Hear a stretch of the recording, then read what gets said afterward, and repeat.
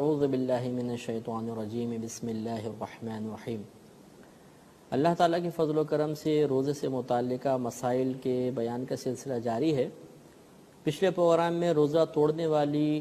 چیزوں کا اور پھر جن چیزوں سے روزہ نہیں ٹوٹتا ان میں سے کچھ چیزوں کا بیان کیا تھا، اور ہمارا مقصود یہ ہے کہ ہمیں مکمل طور پہ معرفت حاصل ہو جائے کہ کن چیزوں سے روزہ ٹوٹ جاتا ہے اور کون سے امور ایسے ہیں جن کی بنا پر روزہ نہیں ٹوٹتا، تاکہ غلط فہمی کی بنا پر ہم اپنا روزہ نہ توڑ بیٹھیں اور غلط فہمی کی بنا پر ہم یہ نہ سمجھیں کہ شاید ہم روزے کی برکات سے محروم ہو گئے۔ انہی میں سے آخری جو ہمارا مسئلہ چل رہا تھا وہ یہ تھا کہ کیا انجیکشن سے روزہ ٹوٹ جاتا ہے یا نہیں۔ تو جس سے میں نے پچھلے پروگرامز میں آپ کی خدمت میں عرض کیا ہے کہ فقہاء نے فرمایا کہ 3 چیزوں کی وجہ سے روزہ ٹوٹتا ہے۔ ایک، جسم کے سوراخوں کے ذریعے کسی چیز کا داخل بدن ہونا جبکہ انسان کو روزہ بھی یاد ہو۔ دوسرا، زوجہ سے قربت وغیرہ کرنا اور اس سے ہی متعلقہ مسائل کے جان بوجھ کر کوئی ایسا فعل کرنا جس سے غسل واجب ہو۔ اور تیسرا، قے، جبکہ وہ منہ بھر کر ہو، جان بوجھ کر کی جائے، روزہ بھی یاد ہو تو ان سے روزہ ٹوٹتا ہے۔ ان 3 چیزوں کی تفصیل کی روشنی میں جمہور فقہاء یہ کہتے ہیں کہ انجیکشن سے روزہ نہیں ٹوٹے گا، کیونکہ وہ کہتے ہیں کہ جب انجیکشن مثلا ہاتھ وغیرہ میں لگا رہے ہیں، اسی طرح ڈرپ وہ بھی مطلب جسے ہاتھ وغیرہ میں لگائی تو اس کے ذریعے جو دوا داخل بدن ہو رہی ہے وہ سوراخوں کے ذریعے نہیں ہو رہی بلکہ رگوں اور شریانوں کے ذریعے ہو رہی ہے، اور نہ یہ قے ہے نہ یہ قربت ہے زوجہ سے، لہذا تینوں چیزیں نہیں پائی گئیں، لہذا روزہ نہیں جائے گا۔ لیکن بعض فقہاء یہ کہتے ہیں کہ دیکھیں، جو شریعت نے فرمایا کہ جو چیز داخل بدن ہو جائے چاہے سوراخوں کے ذریعے ہو اس سے روزہ ٹوٹ جاتا ہے، تو اس کی وجہ داخل بدن ہونا نہیں ہے بلکہ وجہ یہ ہے کہ وہ چیز اندر جانے کے بعد جسم کی اصلاح کا، جسم کی تقویت کا سبب بنتی ہے۔ جیسے دوائی اندر پہنچے گی تو جسم کی اصلاح کرے گی، جسم کو توانا کرے گی، اور غذا وغیرہ پہنچے گی تو اس سے قوت حاصل ہوتی ہے۔ تو یہ جو فقہاء ہیں یہ فرماتے ہیں کہ انجیکشن سے بھی یہی فائدہ حاصل ہو رہا ہے کہ اگرچہ یہ دوائی رگوں کے ذریعے نہیں پہنچ رہی لیکن جب یہ اندر پہنچ جاتی ہے تو بدن کی اصلاح بھی ہوتی ہے اور تقویت کا یہ دوائی سبب بھی بن رہی ہے، لہذا روزہ ٹوٹنا چاہیے۔ تو معلوم یہ ہوا کہ چونکہ اس زمانے میں یعنی نبی کریم صلی اللہ علیہ وسلم کے زمانے اقدس میں انجیکشن کا رواج تو نہیں تھا، لہٰذا اب یہ مسئلہ ہوا قیاسی، اور قیاسی مسائل میں جب فقہاء اعظام کا اختلاف ہو جائے تو عوام کے لیے گنجائش ہوتی ہے کہ وہ جس فقیہ کے قول کو چاہے قبول کر لے۔ لہذا اگر کوئی دوران روزہ انجیکشن لگائے گا اور ان مفتیان کرام کے، ان فقہاء اعظام کے مسئلے کو اخذ کر کے لگائے گا جنہوں نے کہا کہ رگوں یا شریانوں کے ذریعے کوئی چیز داخل بدن ہو تو روزہ نہیں جاتا، تو ان کو روزہ نہیں جائے گا۔ اور اگر کوئی نہ لگائے، احتیاط کرے کہ ہو سکتا ہے ان فقہاء کرام کا قیاس قوی ہو کہ جنہوں نے اصلاح بدن یا تقویت بدن کی بنا پر کسی چیز کے اندر داخل ہونے سے روزے کے ٹوٹنے کا حکم دیا، وہ اگر بچیں تو ان کے لیے بہت اچھی بات ہے، اولا ہے، افضل ہے۔ اسی طرح بعد ہمارے بھائی پوچھتے ہیں کہ وہ دمے کے مریض ہیں اور انہیلر یوز کرتے ہیں، اس میں لیکوڈ دوا ہوتی ہے، دمے والے اس کو ہلاتے ہیں اور پھر حلق کے ذریعے اس کو اندر پہنچایا جاتا ہے۔ تو چونکہ حلق کے ذریعے کوئی بھی دوا یا غذا اگر اندر پہنچتی ہے تو لازم بات ہے جب حلق کے ذریعے پہنچا رہے ہیں تو معدے کے اندر بھی بہت سے اس کے ذرات یا اثرات پہنچ سکتے ہیں، لہٰذا اس پر روزہ ٹوٹنے کا ہی حکم ہوگا۔ اور اگر مطلب یہ کہ چونکہ ضمن بات آگئی تو ہم نے روزہ نہ ٹوٹنے والی چیزوں کے یعنی روزہ نہ توڑنے والی چیزوں کے بیان میں اس کو ذکر کر دیا، لیکن یہ توجہ رکھنے والی بات ہے کہ اگر کوئی ایسی دوائی یوز کرتے کہ جو اندر تک نہیں پہنچ پاتی تو جائز ہوتا۔ اب انہیلر باقاعدہ دوائی اندر جا رہی ہے تو اس سے روزہ ٹوٹنے کا حکم دیا جائے گا۔ بعض اوقات انسان حالت روزہ میں غسل کرتا ہے اور اس پانی کی ٹھنڈک وہ اپنے جسم کے اوپر جس طرح محسوس کر رہا ہے، اندر تک بدن ٹھنڈا ٹھنڈا محسوس ہوتا ہے، باطن کے اندر بھی، تو کیا اس ٹھنڈک سے روزہ ٹوٹتا ہے؟ تو نہیں۔ اگرچہ انسان کتنا ہی پانی میں نہائے، سمندر میں جا کر نہا لے، اگر اس کی ناک وغیرہ یا حلق کے ذریعے پانی اندر نہیں پہنچتا، بدن خوب ٹھنڈا ہے، اندر تک ٹھنڈک محسوس ہو رہی ہے، تو اس میں شرعاً حرج نہیں ہوتا، روزہ نہیں جائے گا۔ بعض اوقات ہم وضو کرتے ہیں، وضو کرنے کے بعد جو کلی وغیرہ کی تو تھوڑی بہت تری ہمارے منہ میں رہ جاتی ہے اور وہ تری تھوک کے ذریعے مل کر ہمارے حلق میں مثلا اتر گئی، تو کیا اس سے روزہ ٹوٹ جائے گا؟ تو یہ چونکہ ایسی تری سے بچنا بہت ہی دشوار ہے، بہت ہی زیادہ حرج ہے، یا تو یوں آدمی کرے کلی کر کے تھوکتے رہے جب تک کہ اسے یقین نہ ہو جائے کہ منہ میں پہنچنے والی تری نکل چکی ہے، تب تک وہ ایسا کرتا رہے، تو یہ بہت مشقت والا کام ہے۔ لہٰذا فقہا نے فرمایا کہ اگر منہ میں کلی کی ہے اور کلی کرنے کے بعد پھر منہ میں تھوڑا بہت پانی داڑھوں کے پیچھے یا زبان کے نیچے وغیرہ کہیں رہ گیا اور تھوک کے ساتھ مل کر اندر اتر گیا تو اس سے روزہ نہیں جایا کرتا۔ تھوک کا مسئلہ آپ کو پہلے بھی بتایا تھا کہ اگر کسی نے حالت روزہ میں جان بوجھ کر اپنا تھوک نگل لیا تو اس سے روزہ نہیں جاتا، لیکن کیا یہ فعل کراہت کا باعث ہے، مکروہ ہے کہ نہیں، اس پہ انشاءاللہ ہم اگلے پروگرام میں یا ابھی تھوڑی دیر بعد ہم کلام کریں گے۔ اگر روزے کے مکروہات کے بیان کا موقع ملا تو یہ کہ کراہت ہے یا نہیں وہ ایک الگ مسئلہ ہے۔ ابھی ہمارا موضوع یہ ہے کہ اس سے روزہ ٹوٹتا ہے یا نہیں ٹوٹتا، لہذا اپنا تھوک چاہے کتنی ہی مقدار میں انسان نگل لے اس کا روزہ نہیں جائے گا۔ ایک مسئلہ بھی یاد رکھیں، پہلے بھی تھوڑا سا اشارہ کیا تھا کہ روزے کے لیے پاکی شرط نہیں ہے، لہذا اگر کسی نے مثال کے طور پہ سحری میں اس کی آنکھ کھلی اور یہ دیکھا کہ اسے احتلام ہو چکا ہے اور روزے میں بند ہونے میں وقت بہت قلیل ہے، یا تو سحری کر لے یا غسل کر لے، تو اس کے لیے شرعاً اجازت ہوتی ہے کہ وہ غسل کے پہلے 2 فرض مکمل کر لے، یعنی غرغرہ کلی سمیت غرغرہ کرنا اور ناک میں پانی چڑھانا، یہ 2 کام کر لے، کیونکہ یہ سحری بند ہونے کے بعد نہیں کر سکیں گے، روزہ ٹوٹنے کا اندیشہ ہے، اور آرام سے وہ سحری کرے، سحری کرنے کے بعد پھر جب فجر کا وقت ہو جائے تو غسل وغیرہ کر لے۔ اس سے معلوم ہوا کہ اگر انسان حالت ناپاکی میں ہے تو اس کے لیے روزہ شروع کرنا اسی طرح فرض ہے جیسے پاکی کی حالت میں ہے، اور یہ روزہ چھوڑنے کے لیے عذر نہیں ہوگا۔ اور اسی میں ضمناً بیان کر چکے ہیں کہ اگر دوپہر میں احتلام ہوتا ہے تو اس میں روزہ نہیں جایا کرے گا۔ ایک مسئلہ قے کے بارے میں ہم نے اوپر بیان کر دیا کہ اگر 3 کنڈیشنز نہ ہوں، 3 شرائط نہ ہوں، یا ان میں سے کوئی ایک نہ ہو تو روزہ نہیں جائے گا۔ مثلا روزہ یاد ہی نہیں تھا اور قے کر دی، یا خود جان بوجھ کے کر لی، روزہ نہیں گیا، یا جان بوجھ کر نہیں ہوئی، خود بخود قے آ گئی، چاہے وہ بالٹی بھر کر آئے، اس سے کچھ بھی فرق نہیں پڑتا، روزہ نہیں جائے گا۔ یا جان بوجھ کر قے کی لیکن منہ بھر سے کم آئی، یعنی اس کو روک سکتے ہیں تکلف کے ساتھ، بھی چاہے روک لیں، اتنے پریشر سے نہیں آئی، تھوڑی بہت آئی، تو اس سے بھی روزہ نہیں جایا کرتا، ہمارا روزہ قائم رہے گا۔ بعض لوگ سوال کرتے ہیں کہ کیا حالت روزہ میں ویسلین اور مزید کولڈ کریمز وغیرہ لگا سکتے ہیں کہ نہیں، یا بالوں میں تیل لگا سکتے ہیں نہیں، عورتیں مہندی لگا سکتی ہیں، ناخن کاٹ سکتی ہیں کہ نہیں، تو یہ تمام کام جائز ہیں۔ وہ 3 اصول اپنے آپ کو ذہن میں رکھنے ہوں گے کہ ایک تو جان بوجھ کر جسم کے سوراخوں کے ذریعے کسی چیز کو داخل بدن کرنا جبکہ روزہ یاد ہو، دوسرا زوجہ سے قربت، اور تیسرا قے کے مسائل۔ اب چونکہ ویسلین اوپر لگائی، یا مطلب تیل سر پہ لگا رہے ہیں، ناخن کاٹ رہے ہیں، بال کاٹ رہے ہیں، یا حجامت وغیرہ بنوا رہے ہیں، یا خط وغیرہ بنوا رہے ہیں، ان چیزوں میں چونکہ وہ تینوں امور نہیں پائے جاتے، لہٰذا یہ تمام کے تمام سے روزہ نہیں جائے گا۔ اسی سے بھی معلوم ہو گیا کہ جیسے کہ آپ کو میں نے عرض کیا تھا کہ منہ میں خون نکلا اور وہ حلق تک نہیں پہنچا تو اس سے روزہ نہیں جاتا، تو اس پر یہ مسئلہ یاد رکھیں کہ جسم کے کسی بھی حصے سے خون نکلے، چاہے کتنی ہی مقدار میں کیوں نہ نکل جائے، خون کے نکلنے سے روزہ نہیں جایا کرتا۔ اس سے یہ مسئلہ بھی معلوم ہو گیا کہ اگر حالت روزہ میں کوئی بلڈ ٹیسٹ کروانا چاہے تو وہ کروا سکتا ہے، اس کو اگر انجیکٹ کریں گے خون کو تو اس سے کوئی فرق نہیں پڑے گا، اس کا روزہ قائم رہے گا۔ اب انشاءاللہ ہم روزے کے مکروہات کے بارے میں چند باتیں عرض کرتے ہیں کہ بعض چیزیں ایسی ہوتی ہیں جن سے روزہ ٹوٹتا تو نہیں ہے، لیکن حالت روزہ میں ان امور کا ارتکاب روزے کی نورانیت کو ختم کر دیتا ہے۔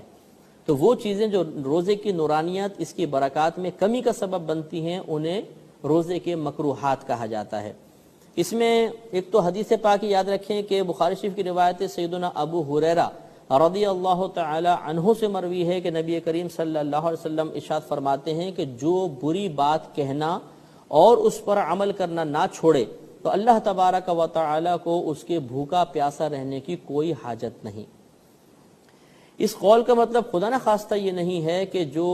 بھوکا پیاسا مطلب جو بری بات کو چھوڑ دے گا، بری بات پر عمل نہیں کرے گا تو اس کے روزے کی اللہ کو حاجت ہے، یہ مراد کہنے کے نہیں ہے۔ کہنے کا مطلب یہ ہے کہ اللہ تبارک و تعالی یہ چاہتا ہے، وہ ارادہ فرماتا ہے کہ اس کے بندے کامل روزہ اس کی بارگاہ میں بھیجیں۔ اگر کوئی شخص کامل نہیں بھیجتا، بری بات کرتا رہتا ہے تو ایسے روزے کو اللہ تعالیٰ پسند نہیں فرماتا۔ اس طرح نسائی شریف کی روایت ہے، حضرت ابو ہریرہ رضی اللہ تعالی عنہ راوی ہیں، نبی کریم صلی اللہ علیہ وسلم ارشاد فرماتے ہیں کہ بعض روزہ رکھنے والے ایسے ہیں کہ جنہیں سوائے بھوک اور پیاس کے کچھ بھی حاصل نہیں ہوتا، اور بعض نماز پڑھنے والے ایسے ہیں، رات میں قیام کرنے والے ایسے ہیں کہ جنہیں سوائے جاگنے کے اور کچھ حاصل نہیں ہوتا۔ اس کا مطلب فقہاء نے، شارحین نے یہ بیان فرمایا کہ انسان حالت روزہ میں کچھ ایسے کام کر لیتا ہے کہ روزے کی برکات، اس کا ثواب، اس کی نورانیت زائل ہو جاتی ہیں، اور صرف وہ کھانے پینے کی مشقت اس کو حاصل ہوتی ہے اور کچھ بھی نہیں رہتی۔ اسی طرح حاکم کی روایت ہے، حضرت ابو ہریرہ رضی اللہ تعالی عنہ ہی راوی ہیں، نبی کریم صلی اللہ علیہ وسلم نے فرمایا کہ روزہ اس کا نام نہیں ہے کہ آدمی کھانے پینے سے باز رہے، بلکہ روزہ تو اس کا نام ہے کہ انسان بیہودہ چیزوں کو، لغو چیزوں کو، بیکار کاموں کو بھی چھوڑ دے۔ اس سے یہ معلوم ہوا کہ اگر انسان روزے کو کامل طریقے سے اللہ کی بارگاہ میں بھیجنا چاہتا ہے تو اسے ان تمام امور کو جاننا ہوگا کہ جس کی وجہ سے روزے کی نورانیت زائل ہو جاتی ہے، اور جاننے کے بعد پھر انہیں اپنے سے دور کرنے اور ان سے دوران روزہ بچنے کی کوشش کرنی ہوگی۔ اب میں اس کی تفصیل عرض کرتا ہوں کہ جن چیزوں سے روزے کی برکات زائل ہوتی ہیں۔ ایک تو مسئلہ یہ ہے کہ کوئی بھی گناہ جس سے اللہ تبارک و تعالی اس کے رسول کریم صلی اللہ علیہ وسلم نے منع فرمایا، وہ عام دنوں میں بھی گناہ ہوتا ہے اور حالت روزہ میں مزید گناہ ہوتا ہے، اور اس گناہ کی وجہ سے روزے کی برکات زائل ہوتی ہیں۔ مثال کے طور پہ غیبت ہے، چغلی ہے، الزام تراشی ہے، بہتان لگانا ہے، اسی طریقے سے نماز قضا کرنا یا گالیاں بکنا، فحش باتیں کرنا، فحش مناظر دیکھنا، یہ تمام امور چونکہ عام دنوں میں بھی گناہ ہیں، حالت روزہ میں مزید گناہ ہیں، تو اس سے روزے کی برکات زائل ہوتی ہے۔ دوسرا مسئلہ یہ ہے کہ بلا کسی عذر کے کوئی شے چکھنا، اس سے بھی روزہ مکروہ ہو جاتا ہے۔ اور چکھنے کا مطلب یہ ہے کہ صرف زبان پہ کسی شے کو لے کر پھینک دینا، لہذا اگر کسی نے چکھنے کا مطلب یہ سمجھا کہ تھوڑا بہت معدے میں اتار لینا، تو اس سے تو روزہ ٹوٹ جائے گا۔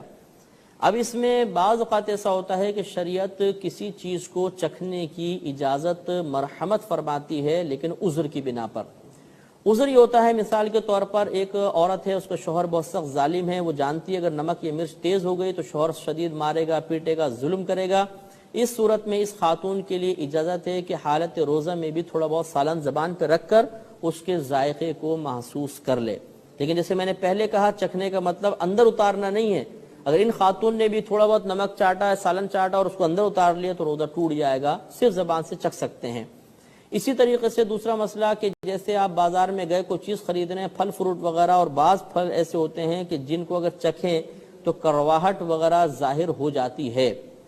تو اگر ایسا معاملہ ہے تو پھر یہاں پر بھی چکھنا عذر ہے کہ اپنی زبان پر تھوڑا بہت اس کو مل کر دیکھ لیں، لیکن اندر اب بھی نہیں اتاریں گے، یہ اچھی طرح یاد رکھیے۔ اسی طریقے سے بعض بہنوں کے بچے بہت چھوٹے سے ہوتے ہیں اور وہ روٹی وغیرہ کی طرف آ چکے ہوتے ہیں، روٹی وغیرہ کھاتے ہیں، اور اگر انہیں بغیر چبائے لیکن دی جائے تو ذرا دقت ہوگی، تو اس بہن کے لیے بھی اجازت ہوگی کہ وہ غذا کو اپنے دانتوں سے چبا کر اس کو کھلا سکتی ہے، یہ عذر ہے۔ لیکن یہاں پر بھی وہی میں بار بار عرض کر رہا ہوں کہ اس کو معدے میں اتارنے سے روزہ ٹوٹ جائے گا۔ اسی طریقے سے یہ اگرچہ آپ کو بتایا کہ اگر عورت کو چھوا یا کوئی اور افعال کیے جس سے مطلب ڈسچارجنگ نہیں ہوئی تو یہ روزے میں جائز ہوتے ہیں، لیکن ان میں کراہت اس وقت آتی ہے کہ جب کسی شخص کے بارے میں گمان ہو، وہ اپنے بارے میں اپنے باطن کو کمزور محسوس کرتا ہے کہ اگر وہ عورت کے قریب بھی آیا یا اس کو چھوا تو آہستہ آہستہ وہ پھر مطلب یہ کہ قربت کی طرف بڑھ جائے گا اور اپنے آپ پہ قابو نہیں رکھ سکے گا، تو اس کے لیے تو اب قریب آنا بھی مکروہ ہوگا، اسے بھی پھر روزے کے مکروہات میں شمار کیا گیا ہے۔ اسی طریقے سے جیسے آپ کو بتایا کہ داڑھی وغیرہ میں تیل لگانا، سر میں تیل لگانا، ویسلین یوز کرنا وغیرہ یہ جائز ہیں، لیکن اگر ان میں قصد زینت آ جائے کہ انسان اپنے آپ کو اچھا خوش شکل بنانا چاہتا ہے اور خوبصورت بنا کے پیش کرنا چاہتا ہے، اگر زینت کی نیت سے چیزیں استعمال کی، خصوصاً مرد نے، عورت کے تو زینت جائز ہے، تو پھر مرد کے لیے اس کا روزہ ایک کراہت کے ساتھ ہوگا۔ اور اگر مطلب یہ کہ زینت کا ارادہ نہیں ہے بلکہ سر میں تیل ریگولر لگاتا ہے، اب بھی لگا رہا ہے، اور وہ مطلب چہرے پہ ویسلین وغیرہ لگا لی، تو اس میں پھر شرعاً حرج نہیں ہوتا۔ روزے میں مسواک کرنا یہ آپ کو بتایا کہ بلا کراہت جائز ہے۔ ہاں، ٹوتھ پیسٹ اور منجن کے بارے میں ہم نے کلام کیا تھا کہ چونکہ ان میں ذائقہ ہوتا ہے اور بلا عذر کسی شے کو چکھنا مکروہ ہوتا ہے، لہٰذا اگر ٹوتھ پیسٹ یا منجن کے ذرات حلق تک پہنچنے نہ بھی دیے گئے تب بھی کم از کم زبان ان کا ذائقہ محسوس کرتی ہے، اور یہ کوئی عذر یہاں پر متحقق نہیں ہے چکھنے کا، لہٰذا اب یہاں پر ٹوتھ پیسٹ اور منجن استعمال کرنا منع ہوگا۔ لیکن جیسے میں نے پچھلے پروگرام میں عرض کیا تھا کہ اگر کسی کوئی پبلک ڈیلنگ ہے وہ گفتگو لازم کرنی ہوگی اس کو، اور اس کو اندیشہ ہے کہ اگر منہ میں تغیر ہوا، بدبو وغیرہ ہوئی تو بدزن کچھ سامنے والا ہو جائے گا اور اس سے بزنس پر یا دیگر کام پر برا اثر مرتب ہوگا، تو اس کے لیے چکھنا اب عذر ہو سکتا ہے۔ اب وہ بہت احتیاط کے ساتھ پیسٹ اور منجن یوز کر لے، کوئی ذرہ حلق میں نہ پہنچنے پائے تو پھر اس کے لیے جائز ہو سکتا ہے۔ ایک مسئلہ یہ بھی یاد رکھیں کہ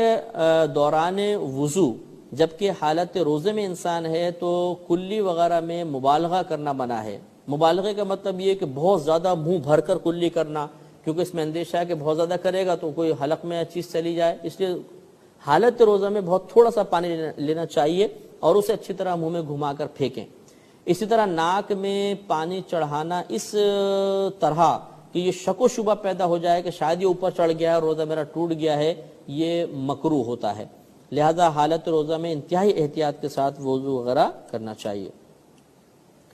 جیسے کہ پہلے آپ کو بتایا کہ اپنا تھوک انسان کتنی ہی مقدار میں نگل جائے اس سے روزہ نہیں ٹوٹتا، لیکن اگر کسی نے اس طرح روزہ دار نے کیا کہ وہ جان بوجھ کے اس نے بہت سارا تھوک منہ میں پہلے جمع کرتا رہا اور پھر اس کو نگلا تاکہ مجھے سکون ملے، تھوڑا سا میرا حلق تر ہو جائے کہ پیاس بہت سخت لگ رہی ہے، تو اس سے روزہ اب بھی نہیں جائے گا، لیکن یہ صورت مکروہ ہے، اس میں کراہت ہے، شریعت اس کو ناپسند کرتی ہے۔ تو یہ پہلے آپ کو بات بتا دی کہ بہت سے ایسے امور کہ جن سے روزہ نہیں ٹوٹتا، ضروری نہیں کہ وہ جائز بھی ہوں بلکہ ان میں سے بعض ایسے امور ہوتے ہیں کہ مکروہ ہوتے ہیں۔ ایک مسئلہ بھی عرض کیا تھا کہ اگر ہم نہائے ٹھنڈک اندر محسوس ہوئی تو پھر اس سے روزہ نہیں جایا کرتا، لیکن اب اس میں کراہت کا پہلو یہ ہوتا ہے کہ اگر کوئی روزے کو بوجھ سمجھ کر پھر وہ مطلب یہ کہ نہاتا ہے یا گیلا کپڑا کر کے اپنے اوپر رکھتا ہے، تو اب اس صورت میں مطلب کراہت پیدا ہوگی کہ وہ عبادت کو بوجھ سمجھ رہا ہے، اب کراہت ہے، اور اگر بوجھ نہیں سمجھ رہا ویسے اس کے لیے روزہ گزارنا ذرا سا مشکل ہو رہا ہے، دل میں کوئی اعتراض نہیں ہے، روزے کو برا نہیں سمجھ رہا، اب اگر وہ یہ چیزیں استعمال کرتا ہے تو اس کے لیے بالکل جائز ہے۔ ایک مسئلہ بھی یاد رکھیں کہ روزے میں ہر ایسا کام کرنا جس سے کمزوری بہت ہی زیادہ غالب ہو جائے وہ بھی مکروہ ہوتا ہے، اسی لیے فقہا نے فرمایا کہ اگر کوئی سخت کام کرتا ہے اور اسے ڈیوٹی سے ذرا مطلب ریلیف مل سکتا ہے، مالک اس کو اجازت دے گا تو پھر وہ کام تھوڑا کرے رمضان میں، تاکہ اس کام کی وجہ سے روزے کا ضعف بہت زیادہ محسوس نہ ہو، کیونکہ جب زیادہ ضعف محسوس ہوتا ہے تو معاذاللہ پھر نفس میں روزے سے متعلق ناپسندیدگی پیدا ہوتی ہے اور یہ شریعت کو محبوب نہیں ہے۔ اس سے ہمارے وہ مطلب نوجوان بھی درس حاصل کریں کہ جو رمضان میں کرکٹ وغیرہ بہت زیادہ کثرت سے کھیلتے ہیں تاکہ روزہ آرام سے کٹ جائے۔ اب اس میں ہوتا یہ ہے کہ وہ بھاگ دوڑ کے اتنے تھک چکے ہوتے ہیں کہ ان کی حالت بہت زیادہ خراب ہو جاتی ہے، اور پھر بعض اوقات انہیں روزے کو برا بھلا کہتے ہوئے بھی دیکھا گیا ہے۔ لہذا ہر ایسا کام کہ جس سے انسان تکلیف میں مبتلا ہو جائے اور مطلب روزہ بوجھ محسوس ہو وہ کرنا ناجائز ہوتا ہے، لہذا اب اس طریقے سے روزہ میں کوئی سخت کام نہیں کرنا چاہیے یا نہیں کریں گے۔ اسی طریقے سے یاد رکھیں کہ اگر کوئی بعض لوگ یہ سوال کرتے ہیں کہ جی روزہ اگر ہم رکھیں تو اتنی کمزوری غالب ہو جاتی ہے کہ کھڑے ہو کر نماز بھی نہیں پڑھ سکتے ہیں، تو کیا ہم روزہ چھوڑ دیں؟ تو نہیں، یاد رکھیں کہ اگر کوئی شخص یہ سمجھتا ہے کہ میں روزہ رکھوں گا تو بہت زیادہ ضعف پیدا ہو جائے گا اور اتنا ضعف ہوگا کہ کھڑے ہو کر نماز نہیں پڑھ سکتا، تو فقہا نے یہی فرمایا کہ اس کو چاہیے روزہ رکھے اور بیٹھ کے نماز پڑھے۔